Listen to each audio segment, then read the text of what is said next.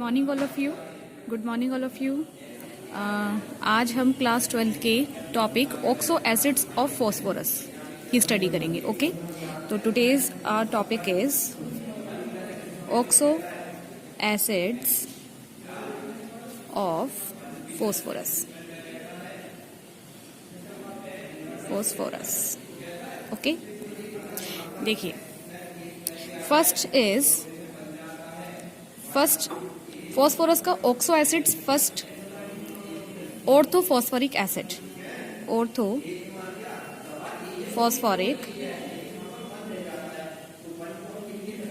Acid. Okay, इसका formula क्या होता है? इसका फॉर्मूला होता है H3PO4। ठीक है, ये इसका होता है फॉर्मूला। देखिए स्टूडेंट्स, ऑक्सो का मतलब क्या होता है कि जब फॉस्फोरस ऑक्सीजन के साथ रिएक्शन करके कोई कंपाउंड बनाता है, ठीक है, तो वो होते हैं ऑक्सो एसिड्स। ठीक, अब देखिए फर्स्ट वाले का नाम है ऑर्थोफॉस्फोरिक एसिड। इसका सूत्र क्या है? इसका सूत्र है H3PO4। अब देखिए हम इसके पहले स्ट्रक्चर की बात करेंगे। स्ट्रक्चर, इसका स्ट्रक्चर कैसा होता है? इसका स्ट्रक्चर, जब भी ऑक्सो एसिड्स की बात होगी तो जो ये सेंट्रल एटम होता है P, ठीक है, इसमें एक ऑक्सीजन डबल बॉन्ड के साथ हमेशा बॉन्ड बनाएगी। ठीक है, अब देखिए, अब ये हमारा P है। ठीक, सबसे पहले हमारा काम होता है डबल बॉन्ड के साथ ऑक्सीजन को अरेंज करना। उसके बाद एक ऑक्सीजन अरेंज हो गई, फिर second oxygen, third oxygen and fourth oxygen. ठीक है, P के वैलेंसी इलेक्ट्रॉन कितने होते हैं? 5। इसके 5 कंप्लीट हो चुके हैं। ये इसने 3 कोवलेंट बॉन्ड बनाए हैं और ये इसके लोन पेयर यहाँ पर बॉन्ड बनाने में बिजी हो गए हैं। अब हमारे पास बचा है क्या? H3। अब उसके बाद हम एक एक H को O से अरेंज कर देंगे। ठीक है, तो ये हमारा स्ट्रक्चर है ऑर्थोफॉस्फोरिक एसिड का। अब देखिए इसका N फैक्टर क्या होगा?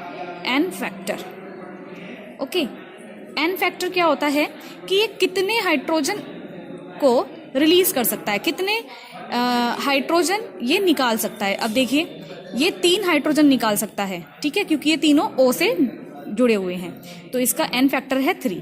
ठीक है, अब इसकी हाइब्रिडाइजेशन क्या है? हाइब्रिडाइजेशन वैल्यू क्या है इसकी?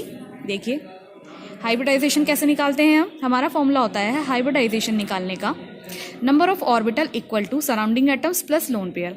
अब यहाँ सराउंडिंग एटम्स कितने हैं? सराउंडिंग एटम है 1 2 3 4 और प्लस लोन पेयर एक नहीं है तो 0। उसके बाद आंसर क्या आएगा? 4। तो इसका हाइब्रिडाइजेशन होगा sp3। एक s हो गया और 3 ऑर्बिटल किसी हो गए? p के हो गए, तो इसके कितने हो गए? 4। ठीक है, तो इसकी बेसिसिटी कितनी है? इसकी बेसिसिटी है 3। ठीक है, अब सेकंड आता है हमारा, सेकंड है उससे पहले हम बात करते हैं इसके एनहाइड्राइड की।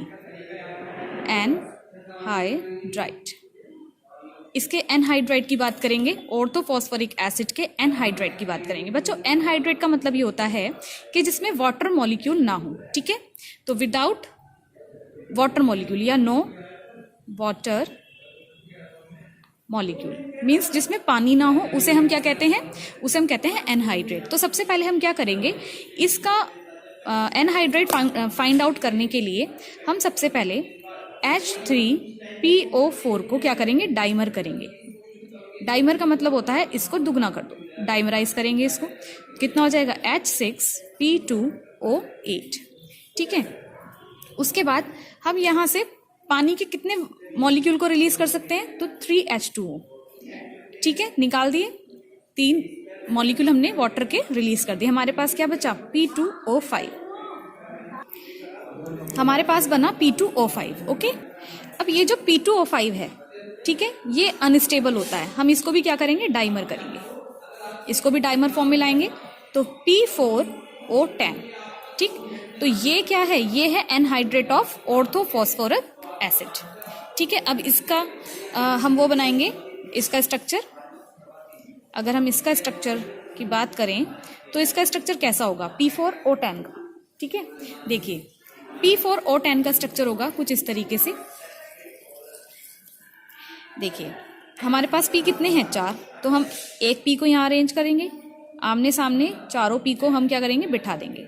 ठीक है, उसके बाद हम एक एक ऑक्सीजन से इन चारों को आपस में जोड़ देंगे। ओके, देखिए ये जोड़ दिया। उसके बाद कितनी ऑक्सीजन हो गई हमारी, 4। इनको भी जोड़ दीजिए आपस में, अंदर वालों को, देखिए। ठीक है, उसके बाद अब हमारे पास ऑक्सीजन कितनी हो गई, 1 2 3 4 5 6 हो गई। अब हमारे पास बची 4। तो डबल बॉन्ड से इन वाली ऑक्सीजन को भी हम क्या करेंगे, कनेक्ट कर देंगे। ओके, तो ये हमारा क्या बन गया, tetra phosphorus Deka oxide. Okay, तो ये इसके एनहाइड्रेट का स्ट्रक्चर है। Number two ortho phosphorus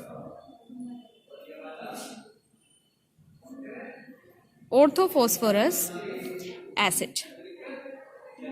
okay, इसका फॉर्मूला क्या होता है, H3PO3। उसका H3PO4 था, इसका H3PO3 है। हम अगर इसका स्ट्रक्चर बनाएं तो इसका स्ट्रक्चर किस तरीके से बनेगा, इसका स्ट्रक्चर अगर हम बनाएं तो इसका स्ट्रक्चर बनेगा, देखिए। सबसे पहले हम पी को अरेंज करेंगे, पी को अरेंज कर दिया। उसके बाद डबल बॉन्ड, क्योंकि ऑक्सो एसिड्स है तो पी को हमने लगा दिया। ऑक्सीजन एक डबल बॉन्ड से कनेक्ट हो गया। हमारे पास ऑक्सीजन बचे कितने, हमारे पास ऑक्सीजन बचे अभी 2, एक ऑक्सीजन को यहाँ, एक ऑक्सीजन को यहाँ। ठीक है, अब हमारे पास हाइड्रोजन कितने बचे हैं, हाइड्रोजन है हमारे पास 3, तो एक हाइड्रोजन इसके साथ कनेक्ट हो जाएगा, एक इसके साथ हो जाएगा। अब सिंगल एक इसके साथ बचेगा। ठीक है, तो ये इसके 5 बॉन्ड कंप्लीट हो गए हैं। अब देखिए, अगर हम इसके एन फैक्टर की बात करें तो एन फैक्टर कितने रिलीज करेगा ये, अब की बार ये 2 हाइड्रोजन को रिलीज करेगा, तो इसका एन फैक्टर होगा 2। ठीक है, 2 क्यों होगा, क्योंकि जो ये वाला हाइड्रोजन है, ये इन दोनों की इलेक्ट्रोनेगेटिविटी क्या होती है, ऑलमोस्ट सिमिलर होती है। यहाँ पर इलेक्ट्रोनेगेटिविटी का डिफरेंस कम होने की वजह से ये इसको नहीं छोड़ेगा। ठीक है, तो ये 2 हाइड्रोजन रिलीज करेगा, इसका एन फैक्टर होगा 2। उसके बाद आता है हाइब्रिडाइजेशन। हाइब्रिडाइजेशन कितना होगा इसका भी हाइब्रिडाइजेशन sp3 होगा। ठीक है, अब इसका एनहाइड्राइड बनाएंगे, एनहाइड्राइड। ओके, देखिए इसका एनहाइड्राइड बनाने के लिए हमें H3PO3 को क्या करेंगे, डाइमर करेंगे।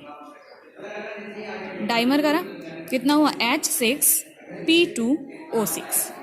उसके बाद वही नो वाटर मॉलिक्यूल, तो -3H2O। ठीक है, रिलीज कर देंगे। कितना बचेगा हमारे पास बचेगा P2O3। अब इसको भी हम क्या करेंगे, डाइमर करेंगे। डाइमर किया तो हमारे पास क्या आया, P4O6। तो ये इसका एनहाइड्राइड है। ओके, अब देखिए इसके स्ट्रक्चर की बात करें तो इसका स्ट्रक्चर कैसा होगा, चारों पी को हम आमने सामने अरेंज करेंगे। ठीक है, उसके बाद हम क्या करेंगे, एक एक ऑक्सीजन से इनसे कनेक्ट कर देंगे। ठीक,